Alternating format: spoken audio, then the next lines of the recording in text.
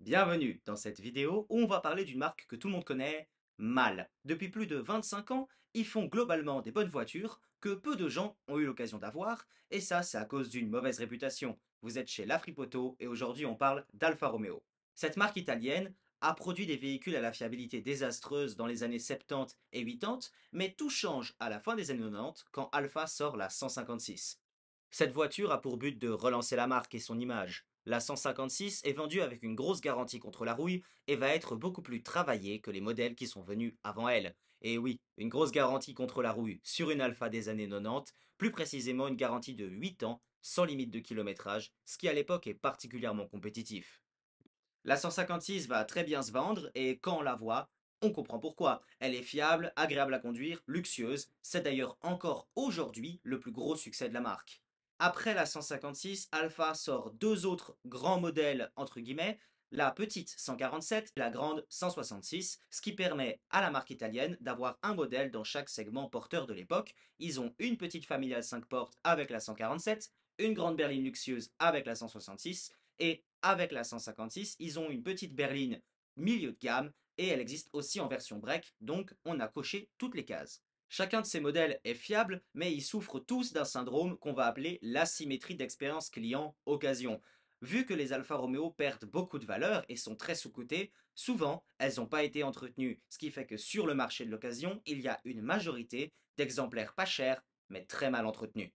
Par exemple, vous trouverez facilement des Alfa Romeo 147 vers les 1000 balles qui roulent et qui présentent des fois plutôt bien, mais vous serez très très loin d'en avoir une en bon état et il va falloir remettre 500 balles, 500 balles, 500 balles, 500 balles jusqu'à arriver à peu près 5000 qui est le prix qu'il faut payer pour en avoir une en bon état et bénéficier d'une expérience de conduite qui se rapproche de celle d'une 147 neuve. Et c'est cette grande différence de prix entre les modèles qu'on voit vendre le plus souvent et les modèles qu'on a vraiment envie d'avoir, qui explique pourquoi la marque, aujourd'hui encore, a autant de détracteurs. Très rares sont les gens qui ont eu une bonne alpha qui vont vous en dire du mal, parce qu'en fait, c'est une bonne voiture. Par contre, vous trouverez beaucoup de gens qui en ont acheté une mauvaise en mauvais état sans savoir dans quoi ils se lançaient et qui ont eu une expérience absolument désastreuse. Mais bon, ça c'est pas unique à Alpha, n'importe quelle marque un petit peu spéciale va avoir ce genre d'expérience client si on achète un mauvais exemplaire. Dans le lot des détracteurs, il y a aussi les personnes sans vie habituelle qui aiment juste critiquer tout ce qu'ils voient sur les réseaux sociaux. Ceux-là, il ne faut pas trop les écouter. En général, ils savent même pas écrire le nom de la marque comme il faut, ce qui est plutôt honteux, hein.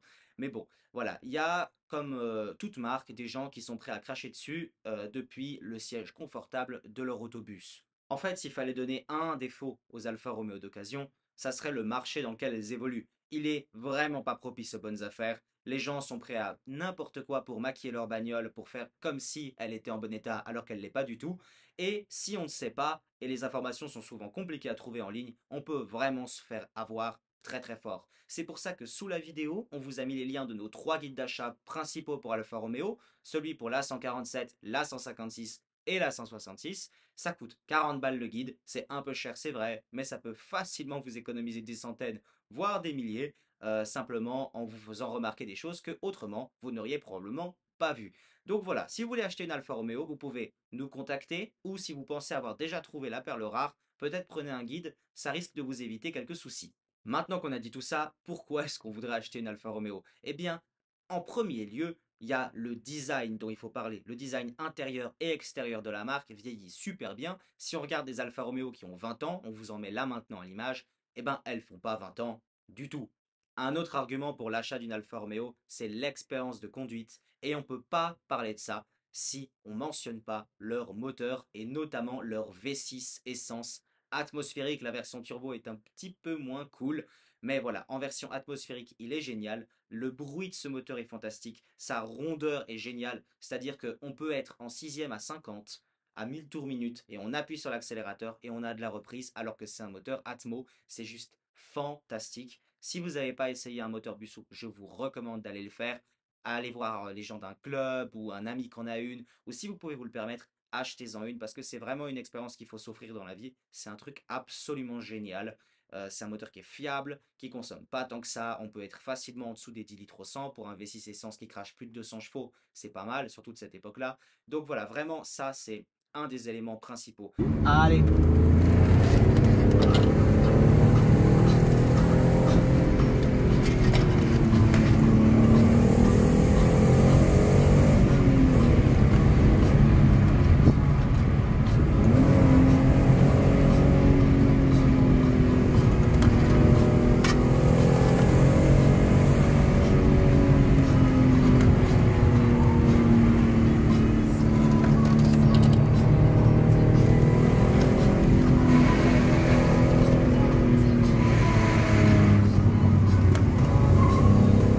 Il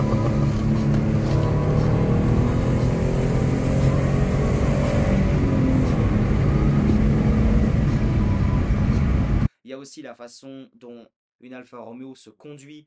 Les changements de vitesse sur la boîte manuelle sont super agréables. Elle se comporte vraiment dans les virages d'une façon qui est super fun. C'est très engageant. Et c'est vraiment une voiture qui va donner le sourire quand on est au volant. Et je pense que ça, c'est probablement le meilleur argument de vente qu'on puisse faire pour cette marque. C'est une voiture que vous allez aimer. Autre chose auquel on ne pense pas quand on pense moteur alpha, c'est leur diesel. Et pourtant, la plupart des gens ratent quelque chose de fantastique, c'est le moteur JTD. Il existe en 4 et en 5 cylindres. La version 5 cylindres est évidemment meilleure, plus intéressante et surtout elle consomme moins, ce qui paraît dingue, mais elle consomme moins. En version de base sur une 156, le 5 cylindres il va vous faire du à peu près 5 litres au 100, malgré plus de 300 Nm de couple et 136 chevaux, et une reprise vraiment géniale.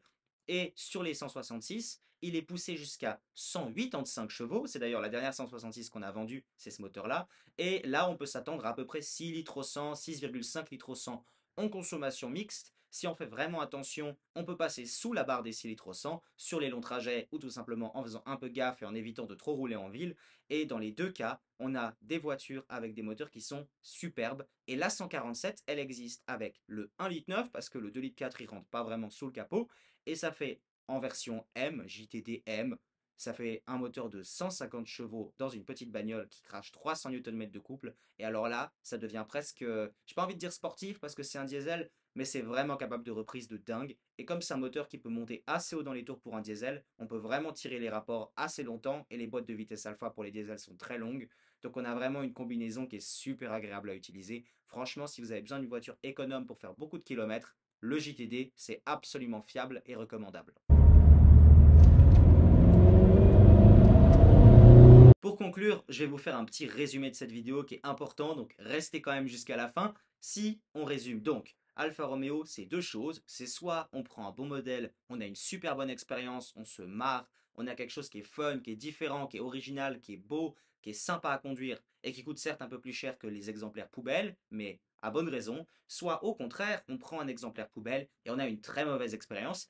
Et souvent, la différence entre un bon exemplaire et un mauvais exemplaire, elle se joue à des tout petits détails et vous ne les trouverez pas en ligne ou alors il faudra passer des heures à les trouver. Donc c'est pour ça qu'on a créé le guide d'achat. C'est toute l'information que vous voulez savoir sur un modèle spécifique d'Alfa Romeo au même endroit, dans un format papier, simple à lire, simple à utiliser, simple à comprendre. Et franchement, les 40 balles, ça les vaut vraiment. Donc voilà, les liens sont en dessous, vous pouvez en profiter, n'hésitez pas. Et on se reverra demain pour parler d'autres modèles d'Alfa Romeo. On va faire une vidéo spéciale sur la 156 et la 166 et la 147 qui vont sortir donc demain et dans les jours suivants. Abonnez-vous si cette vidéo vous a plu, n'hésitez pas à laisser un commentaire et si vous avez des questions ou quoi que ce soit, vous pouvez nous contacter sur notre site internet lafripoto.com.